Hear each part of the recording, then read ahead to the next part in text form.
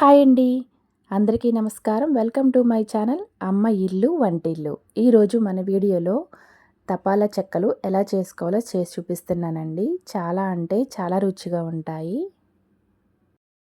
ముందుగా బియ్యపిండి తీసుకోవాలి. ఇది పొడి బియ్యపిండి. మనకి సరిపడినంత బియ్యపిండి తీసుకుంటే సరిపోతుంది. దీనికి కొలతంటూ ఏమీ లేదు. ఇక్కడ నేను 5 కప్పుల బియ్యపిండి తీసుకున్నాను. ఈ 5 కప్పుల బియ్యపిండికి 1 కప్పు పచ్చిశనగపప్పుని 2 సార్లు శుభ్రంగా కడిగి 1 గంట ముందు వాటర్లో పోసుకుని నానబెట్టుకోవాలి. ఒక అరకప్పు వేయించిన పల్లీలు, 2 స్పూన్ల జీలకర్ర, సన్నగా కట్ చేసుకున్న ఉల్లిపాయ ముక్కలు, సన్నగా కట్ చేసుకున్న కరివేపాకు, కొత్తిమీర, 5 పచ్చిమిర్చి చిన్నగా కట్ చేసుకున్న అల్లం ముక్కలు. ముందుగా వేయించిన పల్లీల్ని మిక్సీ జార్లో వేసుకొని కచ్చా పచ్చాగా గ్రైండ్ చేసుకోవాలి. చూశారు కదా, ఇలా చిన్న ముక్కలుగా అయ్యేటట్టుగా గ్రైండ్ చేసుకోవాలి. వాటిని వేరే బౌల్లోకి తీసుకొని పచ్చిమిర్చి అల్లం ముక్కలు వేసుకొని మెత్తగా గ్రైండ్ చేసుకోవాలి. చూశారు కదా, ఇలా మెత్తగా గ్రైండ్ చేసుకోవాలి. బియ్య పిండిలో మనం నానబెట్టుకున్న పచ్చిశనగపప్పుని వేసుకోవాలి. గ్రైండ్ చేసుకున్న పల్లీలను కూడా వేసుకోవాలి. సన్నగా కట్ చేసుకున్న ఉల్లిపాయ ముక్కలు, గ్రైండ్ చేసుకున్న అల్లం పచ్చిమిర్చి పేస్టు, కరివేపాకు, కొత్తిమీర, జీలకర్ర, టేస్ట్కి సరిపడా సాల్ట్,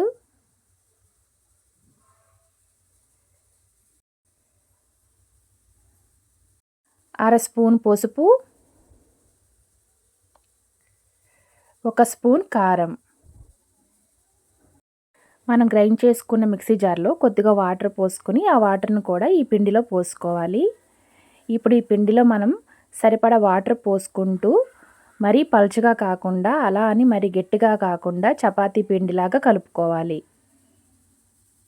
సరిపడినంత కొద్దిగా వాటర్ పోసుకుంటూ కలుపుకోవాలి. ఇలా అంతా కలుపుకున్న తర్వాత సాల్ట్ సరిపోయిందో లేదో ఒకసారి చూసుకొని సాల్ట్ సరిపోకపోతే మాత్రం టేస్ట్కి సరిపడా సాల్ట్ వేసుకోవాలి. ఇప్పుడు ఒక మందపాటి ప్యాన్ తీసుకోండి. ఈ ప్యాన్కి ఆయిల్ రాసుకోవాలి. కలిపెట్టుకున్న బియ్యపిండి ముద్దను తీసుకుని ఇలా ప్యాన్కి సరిపడా చేత్తో అంతా అద్దుకుంటూ ఒక చపాతీలాగా చేసుకోవాలి. అక్కడక్కడ చిన్న హోల్స్ పెట్టుకోవాలి. మీకు కొద్దిగా చిన్న సైజులో కావాలంటే చిన్న సైజులో అయినా చేసుకోవచ్చు. ఇప్పుడు మనం పెట్టుకున్న హోల్స్లో ఆయిల్ వేసుకోవాలి. అలానే చుట్టూ కూడా ఆయిల్ వేసుకొని ఈ ప్యాన్ని స్టవ్ మీద పెట్టుకోవాలి.